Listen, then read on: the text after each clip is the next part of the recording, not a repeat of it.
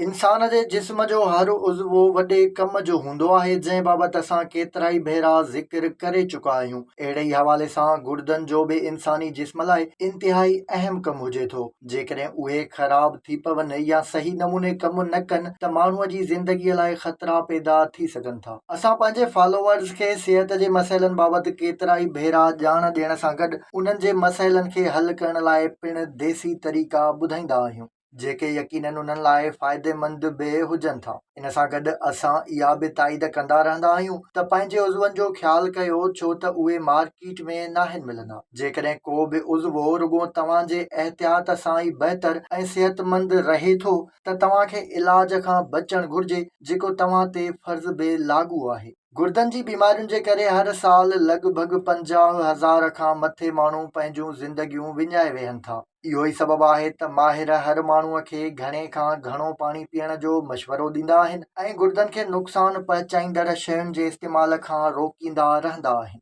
गुर्दनि जी बीमारियुनि खां बचण लाइ ज़रूरी आहे त माण्हू पाणीअ जो घणो इस्तेमालु करे, सिगरेट वापराइण खां पासो करे ऐं थोल खां बचे। हिते असां गुर्दनि जी ख़राबीअ बाबति कुझु अहिड़ियुनि अलामतुनि जो ज़िक्र कंदासीं जेके गुर्दनि जा माहिर डॉक्टर ॿुधाइनि था। मतिलबु त उन्हनि ॻाल्हियुनि खे नोट करे गुर्दनि जी ख़राबीअ बाबति ॼाणे सघिजे थो। इन सां गॾु गुर्दनि खे सिहतमंद रखण जो घरेलू टोटको बि ॿुधाईंदासीं। उहे कहिड़ियूं निशानियूं आहिनि जेके ज़ाहिर थियनि त गुर्दनि जी बीमारियुनि जा ख़तरा थी सघनि था ऐं उन लाइ ज़रूरी तौर ते डॉक्टर सां राब्तो करणु घुर्जे।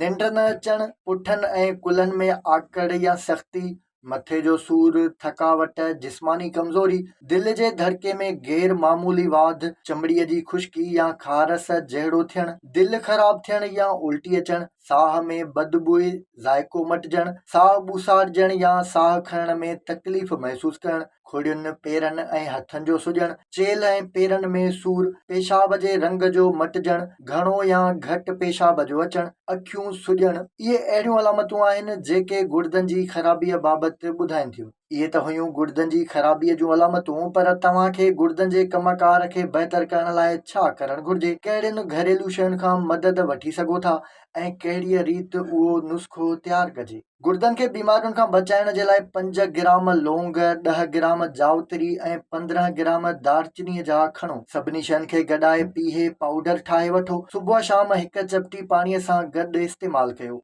इहा फ़क़ी तव्हांजे गुर्दनि लाइ तमामु बहितरीनु साबित थींदी। पर ख़बरदार, जेकॾहिं तव्हां गुर्दनि जे मसइले जे करे अॻ में ई दवाऊं इस्तेमालु करे रहिया आहियो त उन्हनि खे कहिड़ीअ बि सूरत में बंदि न कयो, जॾहिं त इहो नुस्ख़ो दवाऊं खाइण दौरान इस्तेमालु करे सघिजे थो। सिहत जे माहिरनि जो चवणु आहे त इहो नुस्ख़ो एतिरो त फ़ाइदेमंद आहे जो इनशा अल्लाह तव्हां दवाऊं खाइण बंदि करे छॾींदा।